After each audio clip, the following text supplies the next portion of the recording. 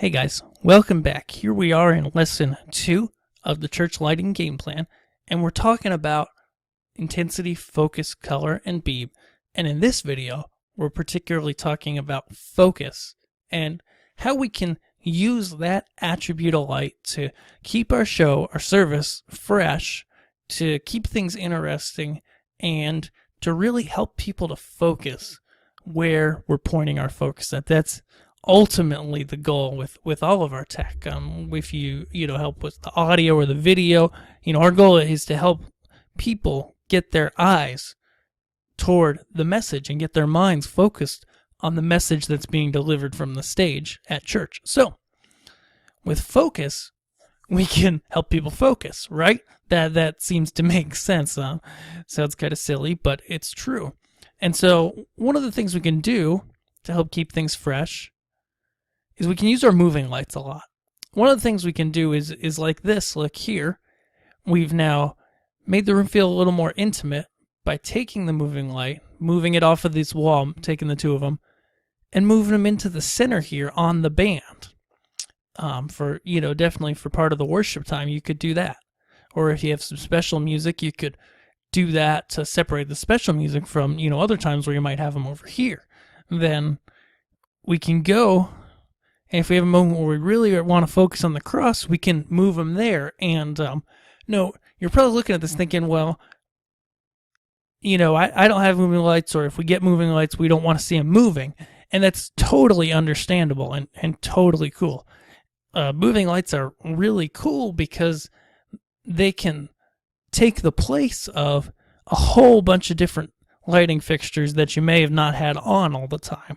Instead, you've got a moving light that can be in those different positions, different colors, and have different patterns in them during different parts of the service, and maybe, completely different services. As I know some of you guys do like a contemporary service and or a contemporary and a traditional service, or, you might do a youth service in your sanctuary on Sunday night, or whatever, and you've got different uses at different times in your facility.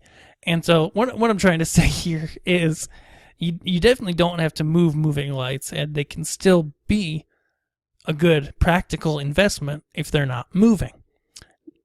But you can move them place to place, and you can do that by perhaps you are back and you're focused on the band like we just were, and then you come here and we're focused on this back wall, but in between it you were focused on the band. At the end of the song, you faded the lights out, and then on this song, when they started talking about the cross, you faded the lights in on the cross, and the gobo was out, and they were in the right place.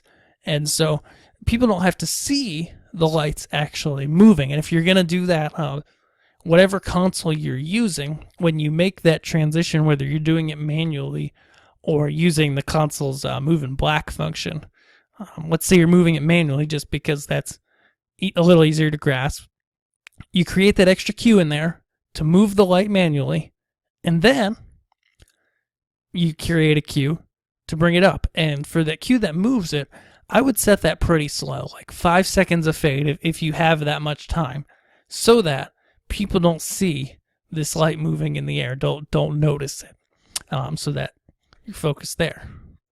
Another thing that we can do is, of course, we can have movement with the moving lights. And this is perfect for, if you've got a high energy band and they're jumping up and down and they're clapping and, getting everybody excited to rejoice in the worship and really exclaim the words, then you can add some movement like this to match what they're doing on stage. So with lighting, we're never trying to create energy, but we can amplify what the folks on stage are doing and really, bring that energy that they have on the stage to every seat in the room by lighting the place up, by lighting the ceiling up, by moving the lights around. All of that, we can bring all that energy together into one piece and make what the band's doing, what the video's doing, what the lighting's doing, all cohesive. And then, you may not want it to move, so I just brought together this quick example preaching look. You could take your movers and point them at the stage skirt. If you've got a tall stage like this with a nice wide skirt like this, or even you can point them out here on the walls, and just have something fresh, something different that you use just for your preaching, so that you've created that focus on the stage and on the person up on the stage who's delivering the word, and then you're able to transition back into your worship time.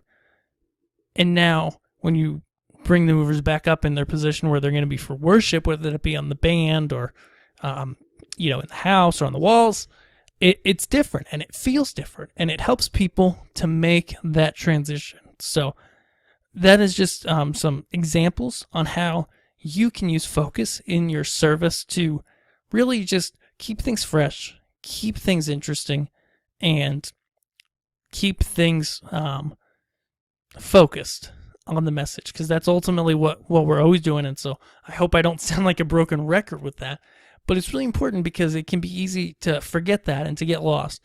And remember that we're always trying to point to the message and amplify what's going on stage. And when we're doing that with our lighting, we're truly being effective. I'll see you guys in the next video where we're going to talk about color, and it's going to be a ton of fun. Thanks.